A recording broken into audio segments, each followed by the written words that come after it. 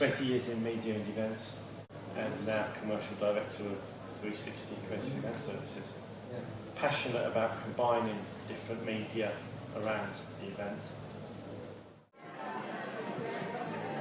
Yeah, 15 years in exhibitions and events, previously MD of Nomadic Display, Blondefish, focus on cool technology for events and primarily RFID.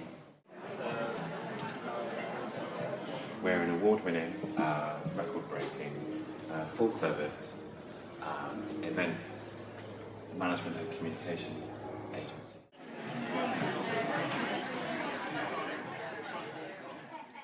First of all, thanks very much. This is a really great audience. My name is Foulkes. I have two roles. I have my real job, which is as a Director of Imagination, and I have my job that I do for the passion for this event industry, which is to be President of the International Special Events Society. I'd like to introduce our very esteemed panel, which is a cross-section of the industry. First of all, I'm going to start in the middle with Simon. He's absolutely passionate about combining all aspects of media and getting them to seamlessly integrate into what are great events. Then on to Laura. Laura I've known for a long time, but she's been in the events and exhibitions industry for about 15 years. She was, until not so long ago, the Managing Director of Nomadic Display. She now looks into a lot of the cool technology that's available around events. Finally, Nathan, who I've also known for quite a while. He runs an award-winning full-service event management and communications company called Rouge Events. He started off his career at the Dorchester in banqueting and has then moved on from that and is known across certainly the UK and the world for the creativity he puts in events. Now we're going to try something which we're going to use a bit later. I'm going to ask you two questions.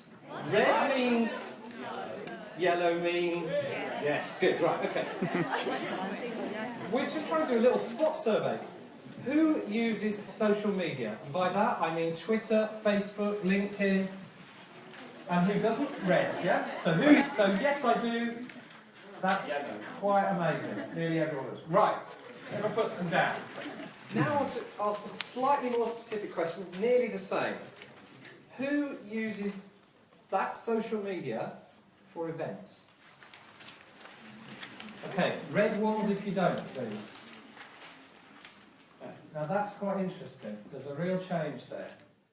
Nathan, your business, in fact your whole ethic, has been about creating inspirational moments.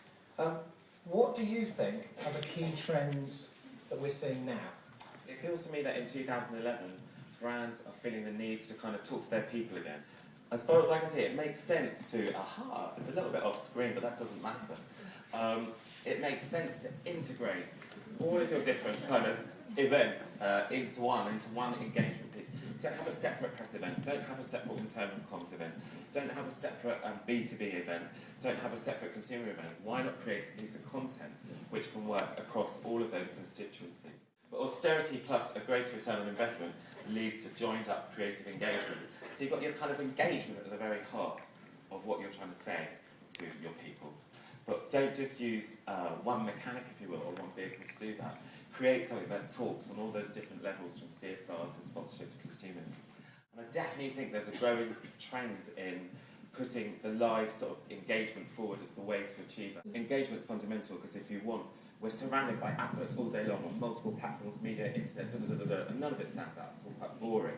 What makes them stand out is when you get an emotional connection with that product, and the best way to get an emotional connection is really to do it live, to touch, to smell, to see, to hear, to be completely immersed in the brand. And so that's why engagement's important as opposed to just putting up an advert, which is a kind of classic marketing strategy. Would you say we're in the engagement industry, not the event industry? Is that a lesson to take out of this? Definitely. Almost like the event. So that's a good thing that everyone, including us, can take out. We're in the engagement industry, not the event industry. Second one was the insight. How important is that? Just doing a little bit of research to try and understand something a little bit different that's ticking the boxes to get the engagement? Before walking into a brainstorm at Rouge, before anyone joins in on that brainstorm, all of that kind of target demographic analysis has to be done first. There's no point designing something that's not relevant to the people that you're trying to engage with. Okay, RFID. Who knows what RFID is? Reds for yes, reds for no, yellows for yes. Wow. Now that's really interesting. Thank you. Great. Thank you very much. Okay, RFID is radio frequency identification. Very, very simply put, it's technology that will help you engage. Is focusing on three things, and I think events are about three things. I think it's about, as you said, engagement, but interactivity. It's what you're doing at the event that counts. You should have the wow factor, something that when people walk away from the event, it will stay in their mind forever. And that's a tall order. So I think it's interactivity. And then I think most important in today's society is about amplification. It's about connecting that live event with the world of social media, the digital world, as it happens. And that's what RFID enables you to do. And thirdly, and probably most importantly, again, it's relating back to what you said, Nathan, it's return on investment. It's about measurement. And it's about understanding what measurement you want to know right at the beginning in order for you to pull those outcomes at the end. And again, the technology that I'm working with helps you do that.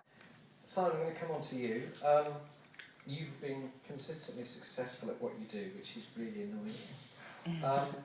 As long as I've known you, sort of always kind of been about the fact that everything we do is about transmitting the passion of a moment that we create in our events. So what stops us from doing that? Is it budget, for example? What's your view on that? Well, I think it's very interesting, what we have now, and we will talk about social media, but if we were to rewind 20 years, we'd call events social media, and we'd be the ones in the groovy space. And I think one of the things about our adaptability as an industry is that social media arrives, and on the contrary, we don't fight it, we completely embrace it. We recognise that there is a clear link, a clear synergy between what happens in the physical world and the virtual world. One of the challenges for us as event professionals is to create a context when we're a brand, when you're thinking of yourselves as a brand with your audiences, is to create a context and an environment that allows your audience to spread the words, to share the passion, a great phrase you used earlier, but to share the passion of the moment. And these are two pictures, again, I took them with my iPhone because we all carry this screen around all the time, from me at the World Cup in South Africa this summer. There on the left is me, a Vuvuzela, and a Jabulani, the football, the three most controversial things at the World Cup, all together in one spot. And Adidas had just plonked a great big model of that ball in the middle of the busiest area of bars in Cape Town.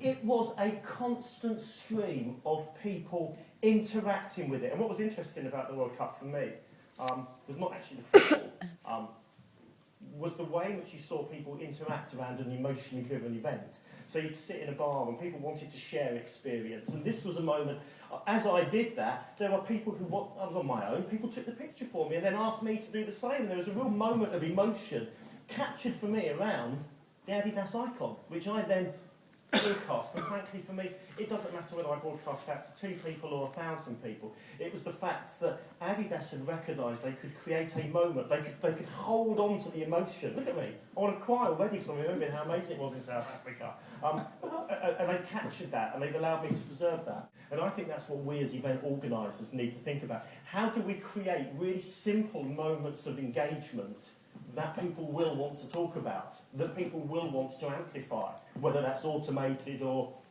broadcast?